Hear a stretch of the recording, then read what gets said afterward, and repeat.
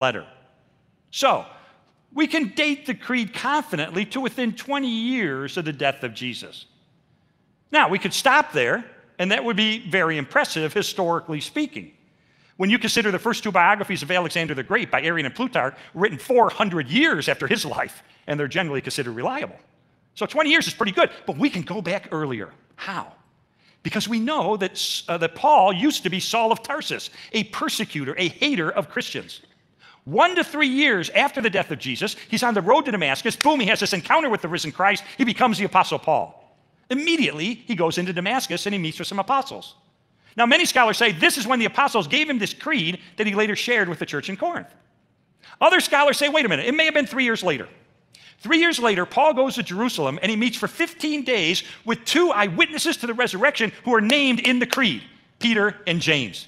And the Greek word that Paul uses in Galatians to describe this 15-day meeting, hysteresis, suggests that this was an investigative inquiry. They're checking each other out. What did you know? What did you see? What did you experience? They're checking each other out. Many scholars say this is when Paul was given the creed by two eyewitnesses named in the creed.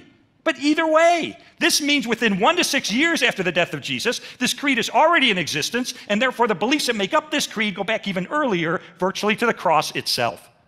So friends, the point is, there is no huge time gap between the death of Jesus and the later development of a legend that he rose from the dead. We got a newsflash that goes right back to the beginning. In fact, one of the greatest scholars in this area is James D.G. Dunn. And this is what he said about this creed. He said, quote, "This tradition," by that he means this creed, "we can be entirely confident was formulated as a creed, as tradition, within months of the death of Jesus." Within months. Friends, this is historical gold. Historians drool over stuff like this. And this is a news flash from the beginning. In fact, nowhere ever in history do we ever see a legend developing that fast and wiping out a solid core of historical truth.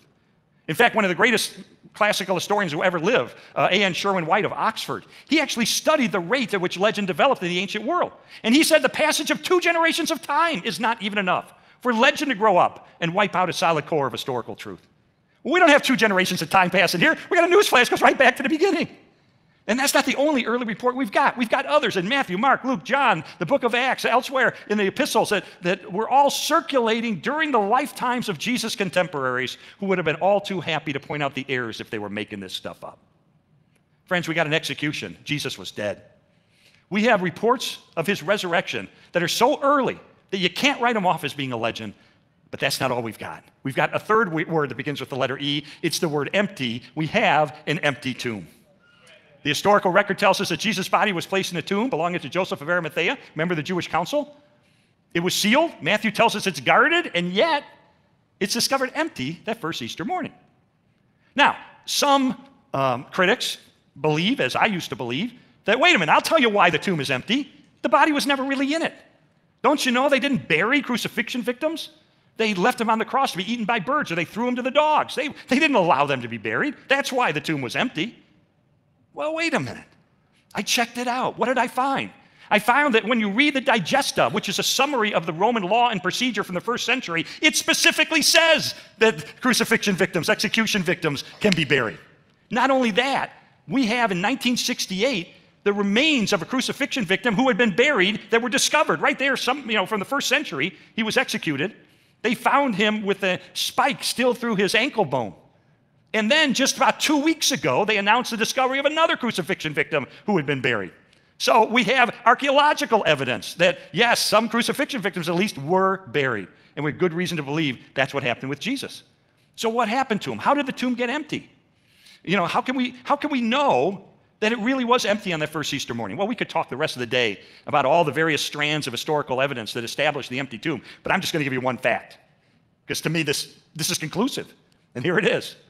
Even the enemies of Jesus admitted that it was empty. How do we know?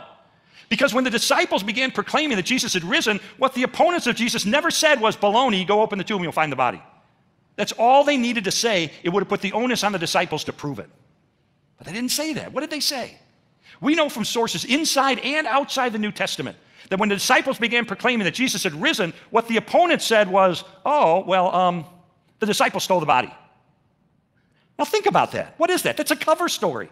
They're implicitly conceding the tomb is empty. They're just trying to explain how it got empty. See what I'm saying? It's like if you're a teacher and a student comes up to you and says, the dog ate my homework. That student's admitting, look, I don't have my homework, but I can explain what happened to it. The dog ate it. It's the same thing. So either explicitly or implicitly, both the supporters and the enemies of Jesus are saying the same thing, that the tomb of Jesus was empty. I don't think that's ever been the question of history. We're all conceding that. Really, the question of history is, how did it get empty? That is the question.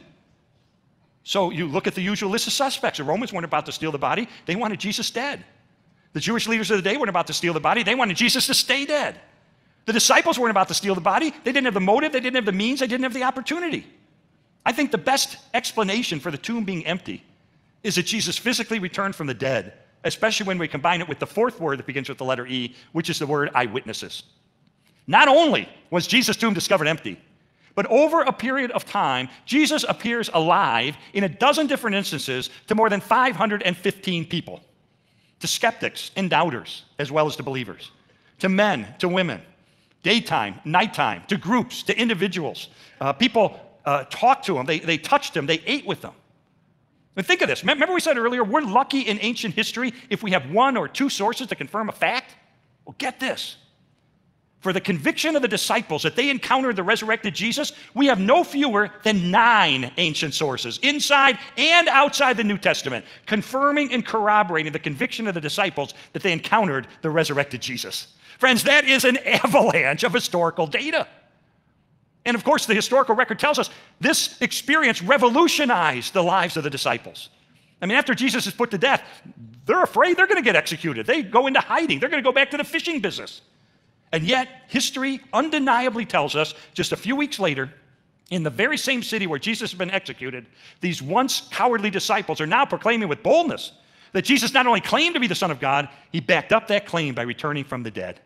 And they were willing to proclaim that message to their deaths. Now, how some of the disciples actually die gets a little cloudy in ancient history, but that's not my point. My point is their willingness to die. We have 7 ancient sources, 6 of them outside the Bible, that confirm that the disciples lived lives of deprivation and suffering as a result of their proclamation that Jesus had risen. Why were they willing to do that? Because they saw on CNN that Jesus had risen? No. Because they read it in the New York Times? No. Because a Sunday school teacher told them? No. Because they were there. Of all human beings who've ever lived in history, the disciples were in a unique position. They were there. They encountered personally the resurrected Jesus. They knew for a fact, is this a lie or is it the truth? And knowing it was the truth, they were willing to die for that proclamation. That tells me something about the veracity of their claims. Friends, I spent almost 2 years of my life investigating the minutiae historically around the resurrection of Jesus.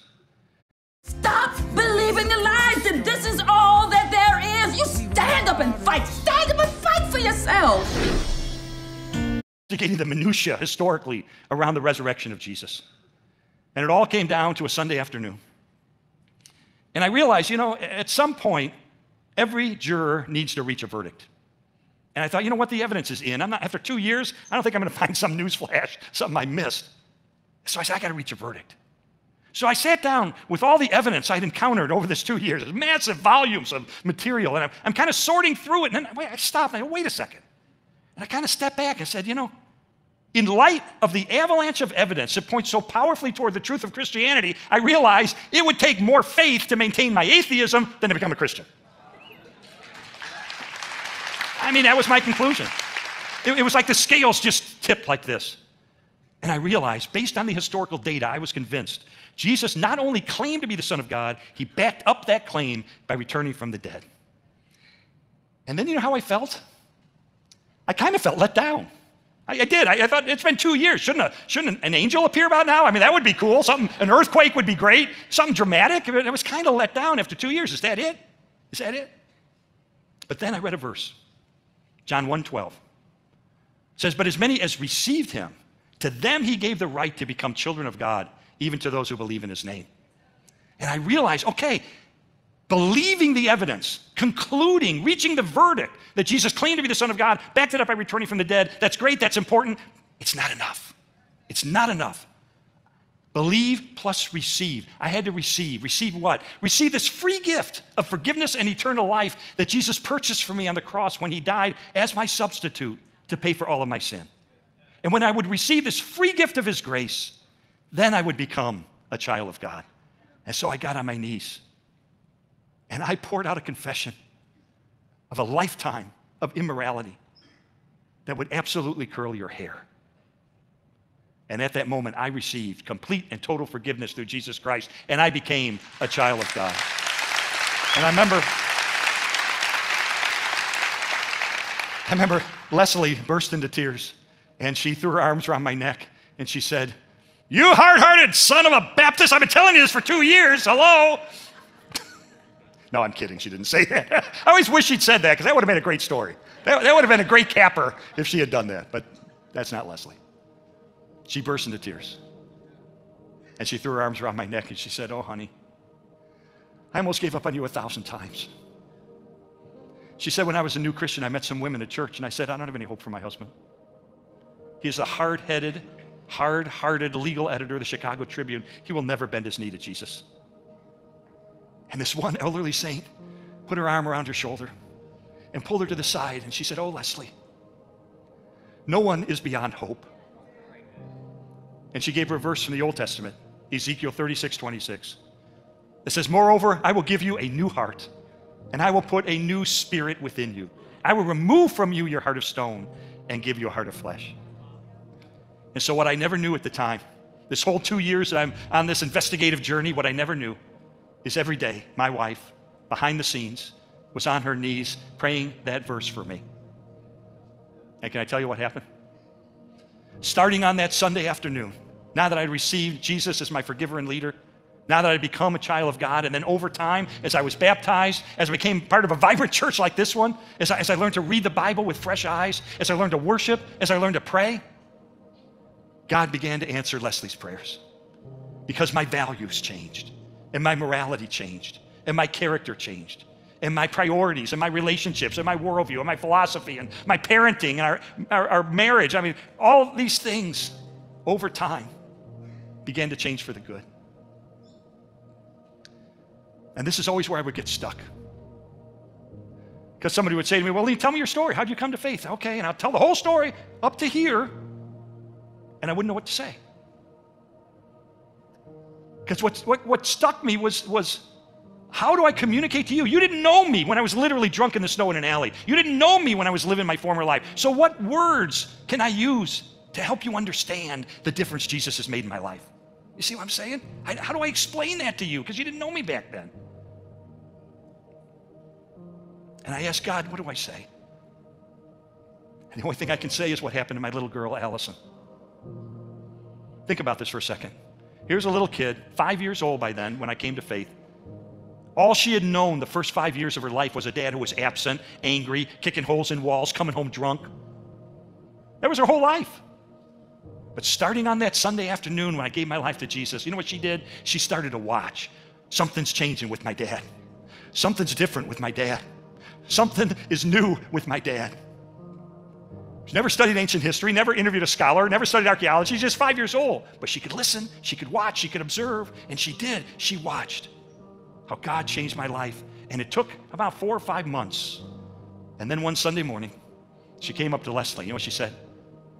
"I want God to do for me what he's done for Daddy."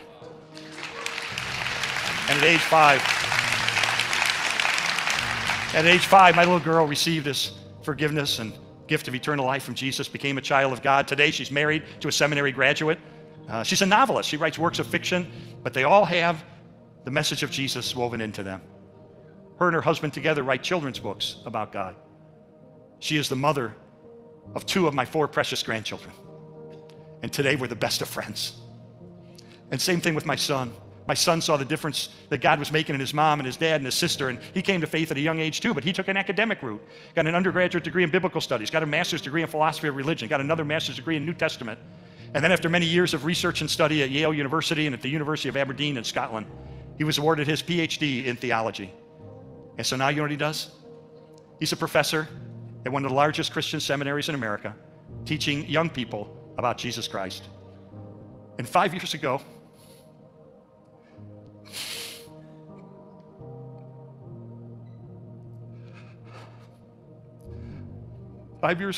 his wife gave birth to our first grandson. and he named him after his dad. Friends, God rescued our family. He changed my son. He changed my daughter. He changed my wife. He changed me. And now next month, Leslie and I will celebrate our 46th wedding anniversary together. So that's my story. That's my story.